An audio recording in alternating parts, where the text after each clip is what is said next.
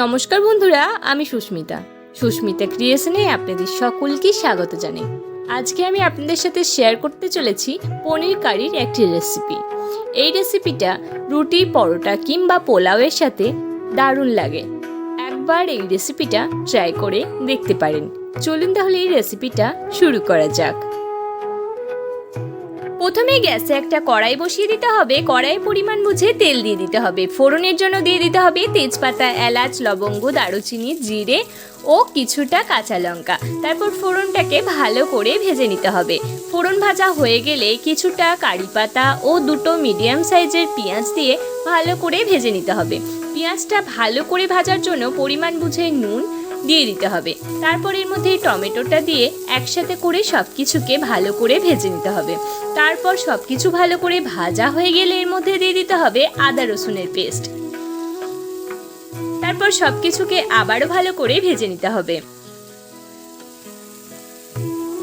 এরপর দিতে হবে 1 চামচ পরিমাণে জিরের গুঁড়ো, পরিমাণ বুঝে হলুদ গুঁড়ো ও 2 চামচ পরিমাণে টমেটো সস।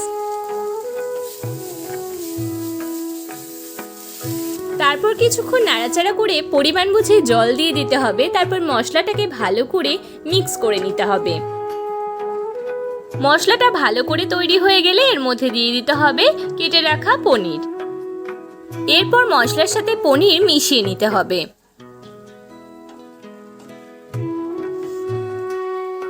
তারপর গ্রেভির পরিমাণে জল দিয়ে দেবেন। এরপর এর মধ্যে 1.5 চামচ পরিমাণে কসুরি মেথি দিয়ে ভালো করে এটাকে ফুটিয়ে নিতে হবে। এটা ফুটে উঠলে 2 চামচ পরিমাণে কাজু বাটা, পরিমাণ বুঝে নুন ও পরিমাণ বুঝে গরম মশলা গুঁড়ো দিয়ে তারপরে বেশ কিছুক্ষণ ফুটিয়ে নিয়ে পরিমাণ বুঝে ধনেপাতা ছিটিয়ে নামিয়ে নিলেই রেডি হয়ে যাবে পনির গ্রেভি। এইভাবে পনির গ্রেভি বা পনির কারি বানিয়ে দেখতে পারেন। আশা করছি ভালো লাগবে।